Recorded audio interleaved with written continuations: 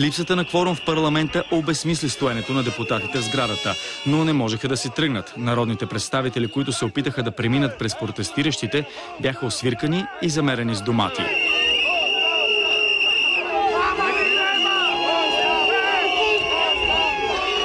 Излезе ли някой пред хората да обясни и да говори с тях? Официално. Ще има официално изявление. Кога? И на кого? В момента вътре в парламента. На кого?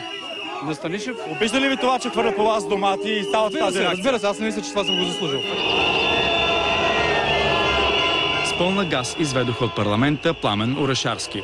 Вътрешният министър пък си тръгна на задна, съпроводен от блъскане на служебния му автомобил.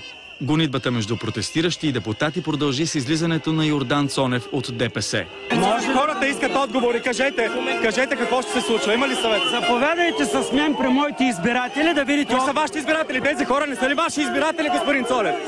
Тези хора там не са ли ваши избиратели? И тези, и другите. И защо разделяте избирателите, господин Цонев? Защо ги разделяте? Давай, бутай ги напред. Защо разделяте избирателите на наши и на ваши, господин Цонев? Кажете!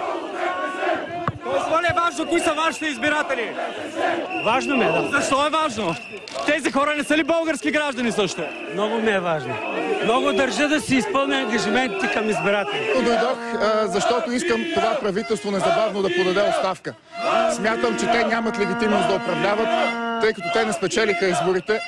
Дойдохме да поздравим народните представители, да видят лицата ни, за да им стане ясно, че ние не сме някакви лумпени, не сме малко хора и не сме виртуални хора, имаме съвсем сериозни искания. Ескалиране на напрежението имаше и при появата на Мая Манолова, която реши по време на протеста да отиде на черква.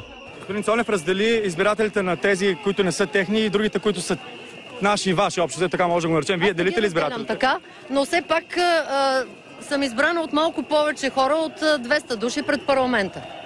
Така, но все пак до вечера ще има много повече отново пред парламента. Исканията за оставка обсъждахте ли ги днес?